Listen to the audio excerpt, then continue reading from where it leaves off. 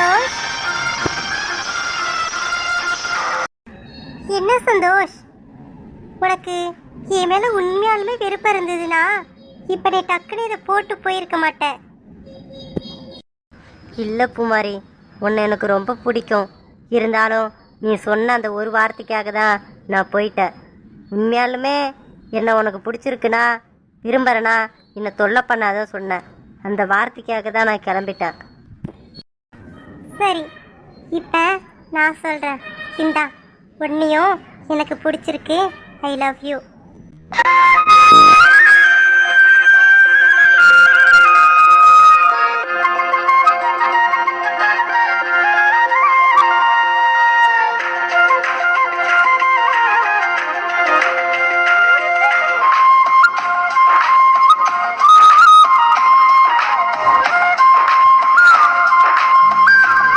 எனக்கு தெரியும் பூமாரி, உனக்கு என்னை பிடிச்சிருக்குன்ட்டு. இருந்தாலும் நீ திடீர்னு என்னை பிடிக்கலன்னு சொன்னவொடனே என்னால் ஆனால் நம்ப முடியல. சந்தோஷ், லெட்டர் கொடுத்தப்ப பெண்ணு கொடுத்தப்ப நான் சிரிச்சேன்னு சொன்னல, அந்த சிரிப்புக்கு பின்னாடி இருக்க காரணம் உனக்கு தெரியுமா? தெரியுது, ஆனால் அந்த அளவுக்கு எனக்கு 100% கரெக்டாக தெரியல. யாரோ ஒருத்தவங்க நம்மளை விரும்புகிறாங்க அப்படின்ற ஒரு சந்தோஷத்தினால தான் நான் சிரிச்சேன். அதுதான் இல்லை, இந்த லெட்டரையும் இந்த பெண்ணையும் கொடுத்தது நீதானு எனக்கு தெரியும். என்ன சொல்கிற? நான் தான் கொடுத்தேன்னு உனக்கு எப்படி தெரியும்? தெரியும் சந்தோஷ், தெரியும். எனக்கு அலையிடப்ப சோழச்சிக்கு நான் லேபுக்கு வருவோம்ல, அப்போ உங்கள் டீச்சரு உங்கள் நோட்டெல்லாம் திருத்துவாங்க, என்கிட்டையும் கொடுத்து வைக்க சொல்லுவாங்க. அப்போ உன்னோட ஹேண்ட் ரைட்டிங்கை நான் பார்த்துருக்கேன். அப்புறம் மேம் என்கிட்ட சொல்லியிருக்காங்க, நீ தான் இந்த கிளாஸ்லேயே நல்லா படிக்கிறவன்ட்டு. அதுக்கப்புறம் எனக்கும் உன் மேலே ஒரு க்ரஷ் வந்தது. இருந்தாலும் உன்னை பற்றி என்ன பேசிக்கிட்டாங்க தெரியுமா? நீலாம் யாரையுமே விரும்ப மாட்டேன், யாரையும் பேச மாட்டேன் அப்படின்னு சொன்னாங்க. அதனால தான் நான் உன்கிட்ட எந்த பேச்சுவார்த்தையும் வச்சுக்கல. ஆமாம் ஆமாம், உண்மைதான். நான் யாருக்கிட்டையுமே பேச மாட்டேன் அவ்வளோவா. ஆனால் உன்னை எனக்கு ரொம்ப பிடிச்சிது. நீ சுவாலஜி ப்ராக்டிக்கலுக்கு வருவல, அப்போ என் கிளாஸ் ரூம்லேருந்து உன்னை தான் நான் பார்த்துக்கிட்டே இருப்பேன். நீ என்ன பார்க்காம கிளாஸ் கவனிப்பல, அப்போ நான் உன்னை பார்த்துருக்குறேன். உன்னோட ஹேண்ட் ரைட்டிங்கை நான் பார்த்துருக்கல, அதை வச்சு தான் அந்த லெட்டர் கொடுத்தப்ப அது உன்னோட ஹேண்ட் ரைட்டிங் நான் கண்டுபிடிச்சேன். எனக்கு ஒரு பெண்ணு கொடுத்தல, அந்த பெண்ணை வச்சு நீ எழுதுவல, அதையும் நான் பார்த்துருக்கேன். அதை வச்சு தான் நீ தான் கொடுத்துருக்கன்னு எனக்கு தெரிஞ்சிடுச்சு. அதனால தான் நான் அதை தூக்கி போடாமல் அந்த பெண்ணால் எக்ஸாம் எழுதினேன். ஓ, நான் தான் கொடுத்துருக்கேன்னு உனக்கு தெரிஞ்சுதான், ஆனால் யாருமே தெரியாத மாதிரி அப்படியே அவங்கிட்ட அவ்வளோ இதாக பேசினேன். ஆமாம், உடனே சொல்லிட்டா, நீ உடனே என்கிட்ட வந்து பேசிடுவல, அதனால தான் மறைச்சி வச்சிருந்த. சரி, அடுத்து நீ என்னதான் பண்ற அப்படின்னு பார்ப்போன்ட்டு தான். சரி, இன்னும் உனக்கு பிடிச்சிருக்கல, இதுக்கே நீ முன்னாடியே என்கிட்ட சொல்லலை? இல்லை, நான் சொல்லியிருப்பேன். இருந்தாலும் எக்ஸாம் வரப்போகுதுன்ட்டு சரி எக்ஸாமுக்குள்ளே நம்ம சொல்லி அப்புறம் அது படிப்புக்கு டிஸ்டர்பன்ஸாக இருக்கக்கூடாதுன்னு சொல்லிட்டு தான் நான் சொல்லலை. ஆனால் தான் எக்ஸாம் முடிஞ்சதுக்கப்புறம் சொல்லணும்னு பிளான் போட்டு வச்சுருந்தேன். சரி சந்தோஷ், நான் அப்புறமா உங்ககிட்ட பேசுகிறேன். இப்போ வேணாம், இங்கே நின்று பேசுகிறது கேமராவில் கவர் ஆகுது. அப்புறம் மேமுக்கெலாம் யாருக்கா தெரிஞ்சு வந்துன்னா பிரச்சனை ஆகிடும். சரியா? அப்புறமா உங்ககிட்ட பேசுகிறேன். சரி பூமாரி, இதை வாங்கிக்கோ, உனக்காக தான் இதை வாங்கினேன். ஐயோ வேணாம், இதை நீயே வச்சிரு. இதெல்லாம் எடுத்துகிட்டு போனேன்னு வச்சுக்க, எல்லாருக்கும் தெரிஞ்சிடும். சரி, என்னோட நம்பர் உங்ககிட்ட இருக்கா? சொல்கிறேன், செல்லை சேவ் பண்ணிக்கோ. பூமாரி, உன்னோட நம்பர்லாம் என்கிட்ட இருக்கு, அதெல்லாம் வாட்ஸ்அப்பில் சேவில் தான் இருக்கு. என்னது, என் நம்பர் உங்ககிட்ட இருக்கா? எப்படி? அட்டண்டன்ஸ்லேருந்து அட்ரஸ் டீட்டெயிலேருந்து எடுத்துக்கிட்டேன் நான். சரியான ஆள் தான் போல.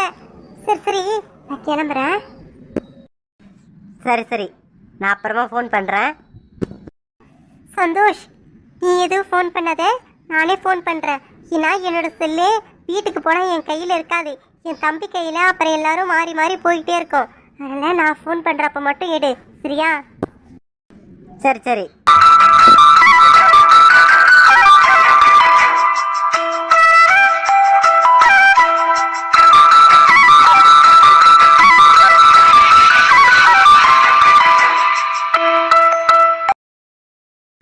மாமா, இப்போ வீட்டோட ஓனர் வந்துட்டு போனாரு.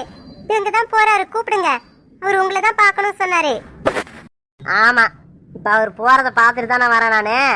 நான் எப்பயே வந்துட்டேன். அவர் வீட்டில் இருக்கிறான்னு சொல்லிட்டு தான் நான் அங்கேயே நின்றுட்டு இப்போ வரேன். மறுபடியும் அவர் போய் கூப்பிட சொல்கிறேன். என்ன சொல்லிட்டு போனாரு? மாமா, 2 மாசம் வாடகை பணம் தரலையா, அதை தர சொல்றாரு. அப்புறம் இன்னும் ஒரு 2 மாசத்துல இந்த வீட்டை வேற யாருக்கு விற்க போறாராம். விற்க போகிறாராம்மா? சரி சரி, விற்கட்டும். என்ன மாமா இப்படி சொல்றீங்க? இந்த வீட்டை நாம தானே வாங்க போறோம், அப்புறம் விற்கட்டன்றீங்க. நான் அவர்கிட்ட பேசிட்டேன். இந்த மாதிரி இந்த வீட்டை வேற யாரும் கொடுக்காதீங்க, நாங்களே வாங்கிக்கிறோம் சொல்லிட்டேன். என்னது, நாங்களே வாங்கிக்கிறோம் சொன்னியா? காசு வச்சிருக்கே நீ 10 லட்சம்? அவர்கிட்ட வாங்குறேன்னு வேறு சொல்லியிருக்கேன். நீ ஏற்கனவே வாடகை பணம் கொடுக்கலன்னு திட்டிட்டு போகிறாரு அவரு. நீ வேற 10 லட்சம் வச்சிருக்கிறோம் வாங்க போகிறோன்னா இந்த இப்போ நாளைக்கே வந்து மறுபடியும் வாடகை பணம் கொடுன்னுவாரு. யார் கொடுக்குறது? உன்னை ஏன் நீ தேவையில்லாமல் வார்த்தையெல்லாம் விட்டு உட்காந்துருக்க? ஆமா, நானா சொன்னேன். அகஸ்டின் தான் அங்கே எங்கள் வீட்டுக்கு வந்தப்ப எங்கள் அப்பா கிட்ட பணம் சேர்த்து வச்சிருக்கோம், இன்னும் ஒரு மாசத்துல அதுவும் கல்யாணம் ஆகிறதுக்குள்ள அந்த வீட்டை வாங்கிடுவோம் அப்படின்னு சொன்னான். அதுக்கப்புறம் வாங்கவே இல்லை. சரி, இன்னும் கொஞ்சம் பணம் தேவைப்படுது போல, பெரட்டி வாங்கிடுவான்னு தான் சொல்லியிருக்கேன். அதெல்லாம் ஒன்றுங்க பணம் கிடையாது. அவனே ஏதோ கடன் வாங்கி தான் ஆட்டோவே வாங்கியிருக்கிறான். நீ ஒன்று அவன் பணம் வச்சிருக்கான்னு சொல்லாத. வாடகை பணம் கொடுக்க முடியாது. நாம் எங்கே இருந்த வீட்டை வாங்க போகிறோம் சொல்லு பார்க்க? வீட்டை வாங்குறவங்க எதுக்கு 2 மாதம் வாடகை பணம் கொடுக்காம இருப்பாங்களா? அது இல்லையே, அகஸ்டின் சேர்த்து வச்சிருக்கேன் தானே சொன்னா. அதெல்லாம் ஒன்றும் நாங்கள் சேர்த்து வைக்கல. உனக்கு உங்கள் வீட்டில் போகிற நகையை அடமானம் வச்சு இல்லை கொஞ்சம் விற்று இந்த வீட்டை வாங்கலான்னு முடிவு பண்ணி வச்சுருந்தாங்க. அதனால தான் அப்படி சொன்னது. இப்போ கடைசியில் தான் நீ தான் இங்கே எடுத்து விட்டியே. உங்கள் அப்பா கிட்ட போய் சொல்லி கடைசியில் அவர் 1 பவுன் கூட போடாமல் போயிட்டாங்க. என்ன பண்ணுறது? அப்புறம் வீட்டை வாங்கின மாதிரி தான். என்னது, நான் போட்டுட்டு வர நகையை வச்சு தான் இந்த வீட்டை வாங்கலான்னு முடிவு பண்ணியிருந்தீங்களா? ஆமாம் ஆமாம், அதான் முடிவு பண்ணி வச்சுருந்தான். அதெல்லாம் இப்போ நடக்காதே. எது நீ வீட்டை வாங்க போகிறேன்ட்டு அந்த கனவு கண்ணு இருக்காத. முடிஞ்சா வாடகை பணம் கொடுத்துட்டு இருப்போம், இல்லை வேறு வீடு பார்ப்போம். போய் வேலையை பாரு போ. என்ன இது, சொன்ன எல்லாமே பொய்யாவே இருக்குது. பணம் சேர்த்து வச்சிருக்கோம், இன்னும் கொஞ்ச நாள்ல வாங்கிடுவோம் தானே சொன்னான். இப்போ என்னன்னா நான் போட்டு வர நகையை விற்று வாங்கலான்னு முடிவு பண்ணி வச்சிருந்துருக்காங்க. இப்போ இந்த வீட்டில் யாரை தான் நம்புறதுன்னு எனக்கு தெரியல. அகஸ்டினும் என்கிட்ட போய் சொல்கிறான், இவரும் ஒரு நேரம் என்கிட்ட ஒரு மாதிரி நடந்துக்கிறாரு. சரி, அத்தை தான் உண்மையாக இருப்பாங்க பார்த்தா அத்தையும் அகஸ்ட் கூட சேர்ந்து போய் சொல்லியிருக்காங்க. ஏன் எனக்கு இப்படினா நடக்குது? ஹலோ நெட்டவள்ளி. சொல்லு முத்து, நான் தான் பேசுறேன். எப்படி இருக்க? நல்லா இருக்கியா? நல்லா இருக்கேன். நீ எங்கே இருக்கிற? உங்கள் அப்பா இருக்காரா வீட்டில்? எங்கள் அப்பா வெளியே போயிருக்காரு முத்து. சொல்லு, நீ என்ன பேசணும்னு நினைக்கிறே பேசு. நான் ரூம்குள்ளார தான் இருக்கேன். முத்து, நீ எனக்கு நிச்சயதார்த்தம் முடிஞ்சிச்சு சொன்னோன்னே ரொம்ப வருத்தப்பட்டியாமே, அப்படியா? ஆமாம், வருத்தமாக தான் இருந்தது. யார் உங்ககிட்ட சொன்னது இதெல்லாம்? முத்து, உனக்கு நிச்சயதார்த்தம் முடிஞ்ச கையோட பூமாரியும் கௌசல்யாவும் என் வீட்டுக்கு வந்தாங்க. வந்து அங்கே நடந்தது எல்லாத்தையும் சொன்னாங்க. ரொம்ப வருத்தமாக இருக்கு முத்து. சரி முத்து, நீ ஏன் உன் மனசில் இருக்க விஷயத்தை வீட்டில் சொல்ல மாட்டேற? கல்யாணத்தில் விருப்பம் இல்லைன்னு மட்டும் சொல்றியா, ஆனால் என்ன காரணன்றத தெளிவாக சொல்ல மாட்டியாமே. இப்பயாவது சொல்லு முத்து, உன் மனசில் என்னதான் இருக்கு? நெட்டவள்ளி, அதை சொல்கிறதுக்கு தான் நான் கால் பண்ணேன். உனக்கு என்ன பிடிச்சிருக்குல்ல, அதே மாதிரி எனக்கும் உன்னை பிடிச்சிருக்கு நெட்டவள்ளி. முத்து, எனக்கு தெரியும் முத்து உனக்கு என்ன பிடிக்குன்ட்டு. இருந்தாலும் நீ தான் கல்லெஞ்சக்காரனாச்சு, மனசுல எல்லாத்தையும் வச்சுக்கிட்டு இருப்பேன்னு எனக்கு தெரியும். அதனால தான் நான் எங்கள் வீட்டில் போகிறான்னேன், எப்படியாவது உன்னை கல்யாணம் பண்ணிக்கின்ட்டு. அப்படி இருந்து எங்கள் அப்பா ஒத்துக்கல. நீ இதையே என்கிட்ட முன்னாடியே சொல்லலை. நான் இன்னும் எங்கள் வீட்டில் ஸ்ட்ராங்காக பேசியிருப்பேன் தெரியுமா? இல்லை, நான் சொல்லியிருப்பேன் நெட்டவள்ளி. எங்கள் வீட்டிலேருந்து வந்து கேட்டாப்பும் உங்கள் அப்பா திருப்பி அனுப்பிட்டாரு. நீ கேட்டாப்பும் ஒத்துக்கல. அதுக்கப்புறம் நான் சொல்லி மட்டும் என்ன நடக்க போகுது? அதனால தான் நான் சொல்லலை. இப்போ ஏன் சொல்கிறேன்னா, என் ஃப்ரெண்டு இங்கே சொல்ல சொன்னான், உன் மனசில் இருக்க விஷயத்த சொல்லு அப்படின்ட்டு. அதனால தான் சொன்ன நெட்டவள்ளி. சரி, நீ உங்கள் அப்பா கிட்ட பேசி பார்த்தியா? என்ன சொல்கிறாராம்? முத்து, நான் எப்படியோ சொல்லி பார்த்துட்டேன் முத்து. கேட்க மாட்டார் எங்கள் அப்பா. நான் எப்படிதான் கேட்கறது, எப்படிதான் சொல்றது, எப்படி புரிய வைக்கிறதுன்னு எனக்கு தெரியல. நானும் என்னென்னமோ யோசிச்சு பார்த்துட்டு கடைசியில என்ன சொல்றது தெரியாம தான் நிச்சயதார்த்தத்தை நடத்தப்ப அமைதியா இருந்துட்டேன் முத்து. நான் கூட வந்து பேச தயாராக இருக்கிறேன் நெட்டவள்ளி. ஆனால் உங்கள் அப்பா மறுபடியும் ஏதாவது சொல்லிட்டாருன்னா, ஏற்கனவே எங்கள் அப்பாவை எங்கள் அம்மாவே திட்டி அனுப்பிட்டாரு. மறுபடியும் நான் வந்தால் அவர் கோவம் இன்னும் கொஞ்சம் அதிகமாகும். அதே நீ புரிய வச்சிருவோன்ட்டு தான் நான் அமைதியாக இருக்கேன். முடியலையே முத்து, புரிய வைக்க முடியலையே. அவர் சொல்றதே கேட்கறதாவே இல்லை. அவர் ஒரே முடிவா இருக்காரு. வேணானா வேணா அப்படின்னு இருக்கிறாரு. நான் என்ன சொல்றது? உங்க வீட்டுல பெருசா எந்த வசதி இல்லையா? நீ பெருசா சம்பாதிக்கலையா? நான் அங்க வந்தனா கஷ்டப்படுவேனா? இதான் என்கிட்ட சொல்றாரு. ஆனா என் மனசு புரிஞ்சுக்க மாட்டுறாரு. நீ தான் நெட்டவள்ளி சொல்லணும். எங்கள் வீட்டில் என்ன குறை சொல்லு பார்க்கும். நாங்கள் என்ன பெருசாக என்ன கடனை வாங்கி வச்சுருக்கோம்?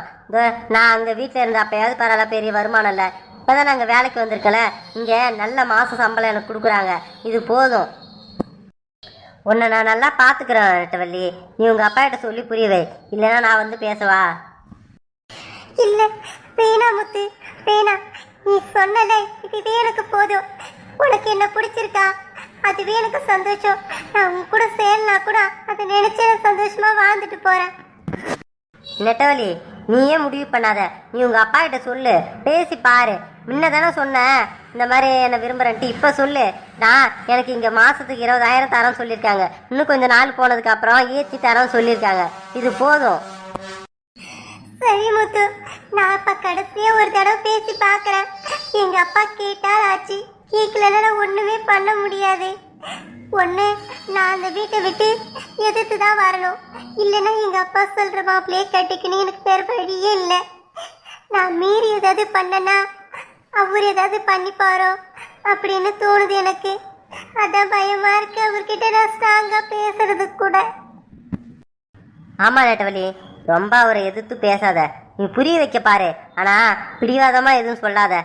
பாவம், உங்கள் அப்பா உன்னை கஷ்டப்பட்டு வளர்த்துருக்காரு. நீ அவருக்கு மரியாதை கொடுக்கணும். ஆமா முத்து, அதனாலதான் நான் அமைதியா இருக்கிறேன். பொறுமையா பேசுவோன்ட்டு.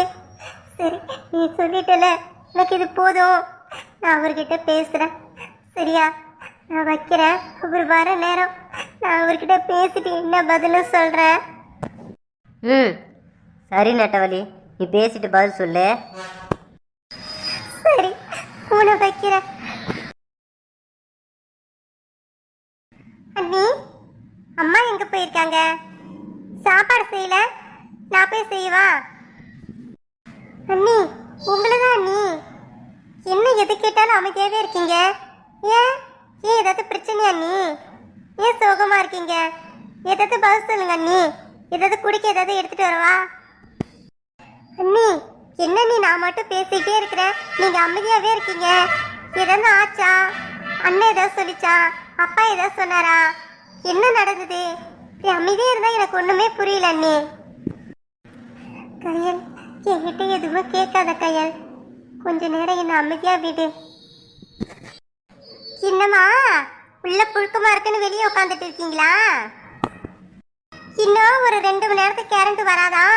கரண்ட் வர வரைக்கும் வெளியே உட்காந்து இருக்கமா, அதுக்கப்புறம் உள்ள போய்க்கலாம். அட நீ வேறமா, கரண்ட் இல்லைன்னு சொல்லிட்டுலாம் வெளியே உட்காந்து இருக்கல. அண்ணி தான் எதுவும் அவங்களுக்கு என்னன்னு தெரியல, வெளியே உட்காந்து இருக்காங்க ரொம்ப நேரமா. சரி என்னன்னு கேட்போன்ட்டு வெளியே வந்து உட்காந்து கேட்குறேன். எதுவும் பதில் சொல்ல மாட்டாங்கம்மா. கேட்டா கொஞ்ச நேரம் அமைதியாக எதுவும் பேசாத சொல்றாங்க. வீட்டில் ஏதாவது பிரச்சனையாம்மா? அப்படிலாம் எதுவும் நடக்கலையே. அம்மாடியே, அம்மாடி லாவணியா, என்னம்மா? ஏமா இப்படி அமைதியா இருந்தா எப்படி? என்னது ஏதாவது உனக்கு ஏதாவது வேணுமா சொல்லு. என்ன ஆச்சு? ஏன் அப்படியே சோகமா உட்காந்து இருக்கிறமா? சொல்லுமா, ஏதாவது சொன்னா தானே தெரியும்.